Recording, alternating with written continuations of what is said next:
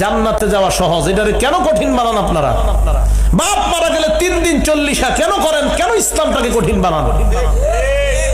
কবরে দেওয়ার আগেই একজন কয় তাড়াতাড়ি এলান কর, জামুর কি মসজিদে তোর বাপের মিলাদটা কবে? এলান করে দে কবরস্থানে। আর এলাকার সবচেয়ে সম্ভ্রান্ত ব্যক্তিরা এই পচা এতিম মিসকিনের খাদ্যটা খাওয়ার জন্য ভিক্ষুকের মতো মসজিদে খাড়া আছে। সবচেয়ে সম্ভ্রান্ত ব্যক্তি। লজ্জা শরম করেন আপনার? আপনার সন্তানকে এটা থেকে বাঁচান, এর মেধা নষ্ট করছেন আপনি। এতিমদের খাবার ভিক্ষুকের মতো বড় লোকরা এসে খায়। আর দেখবেন এই খানাটা খুব আগ্রহ নিয়ে যায় যে এটা একটা মানে খুব। যদি ইন্তেকাল করেন আমাদের এই অঞ্চলে রীতিনীতি হচ্ছে 3 দিন পরে, 10 দিন পরে কিংবা 40 দিন পরে একটা বাড়িতে বড় করে মানে মিলাদ মাহফিলের আয়োজন করা। কিন্তু আমি আমার জায়গা থেকে পরিবারের আমার যারা বাবা চাচা রয়েছেন তাদের সম্মতিতে বেশ কয়েকজন দেশের বড় আলেমের সাথে কথা বলেছিলাম। ইসলামের ইতিহাস এবং সংস্কৃতিতে কিংবা মহানবী সাল্লাল্লাহু আলাইহি সাল্লাম থেকে শুরু করে যত নবী রাসূলগণ রয়েছেন, সাহাবারা রয়েছেন, তাদের সময় এরকম কোনো সংস্কৃতি ছিল না যে কেউ একজন মারা যাওয়ার 3 দিন 7 দিন বা 10 দিন পরে এরকম করে বাড়িতে গরু ছাগল জবাই করে মিলাদ মাহফিল করা। বরং এটাতে হিতে মানে লাভ হওয়ার তো কোনো সম্ভাবনাই নেই, বরং তার জন্য গুনাহের কোনো উপলক্ষ তৈরি হয়ে যেতে পারে কোনো না কোনো কারণে। তো আমরা আমাদের জায়গা থেকে মনে করি যে আমরা আমাদের দাদা আমাদেরকে ছেড়ে চলে গিয়েছেন, আমরা এমন কিছু করব না যেটা ইসলামের রীতিনীতির মধ্যে কখনোই ছিল না, এবং এমন কিছু আমরা করব না যেটা তার পরবর্তীতে কষ্টের কোনো কারণ হতে পারে, গুনাহের কারণ হতে পারে। বিড়াল, কুকুর, পাখি বা কবুতর পালা যাবে কিনা? বিড়াল পালা তো যাবে, এতে কোনো সন্দেহ নাই। কারণ নবী করিম সাল্লাল্লাহু আলাইহি সাল্লাম বিড়াল সম্পর্কে বলেছেন, ফাইন্নাহা মিনাত তাওয়াফিনা আলাইকুমাত তাওয়াফাত। বিড়াল তোমাদের বাসা বাড়িতেই থাকে, এই জন্য তার ঝুঁটাকে তিনি হারাম করেন নাই।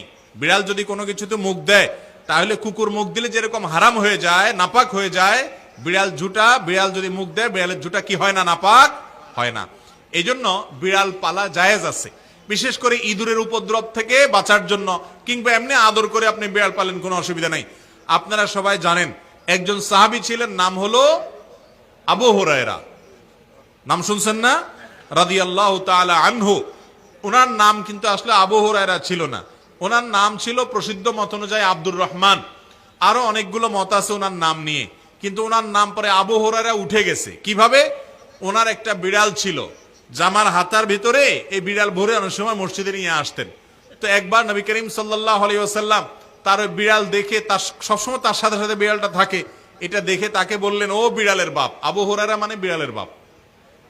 এরপর থেকে ওনার নাম হয়ে গেছে কি? বিড়ালের বাপ। আসলে কি তিনি বিড়ালের বাপ ছিলেন? এটা কথার কথা হয়ে গেছে, রাসূল আকরাম সাল্লাল্লাহু আলাইহি ওয়াসাল্লাম মজা করে বলেছিলেন।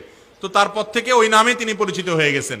তাহলে তিনি যেহেতু বিড়াল পালতেন, নবী সাল্লাল্লাহু আলাইহি ওয়াসাল্লাম দেখেও বরং রসিকতা করেছেন, কোনো নিষেধ করেন নাই। তাহলে বোঝা গেল আমাদের বাসা বাড়িতে বিড়াল পালা কোনো অসুবিধা নাই। কুকুর পালার ব্যাপারে তখনই জায়েজ হবে যখন কুকুরটা পালবেন আপনি পাহারাদারের কাজে, এবং সেটা বাসা বাড়ির ভিতরে না, সামনে তার থাকার জন্য আলাদা ঘর করে দিলেন, রাখলেন, খাবারের ব্যবস্থা করলেন। উদ্দেশ্য ঘেউ ঘেউ করবে, চোর ডাকাত আসলে আপনাকে অ্যালার্ম দিবে এবং পাহারাদারি করবে। পাহারাদারের জন্য কুকুর পালা জায়েজ আছে, শিকার করার জন্য কুকুর পালা জায়েজ আছে।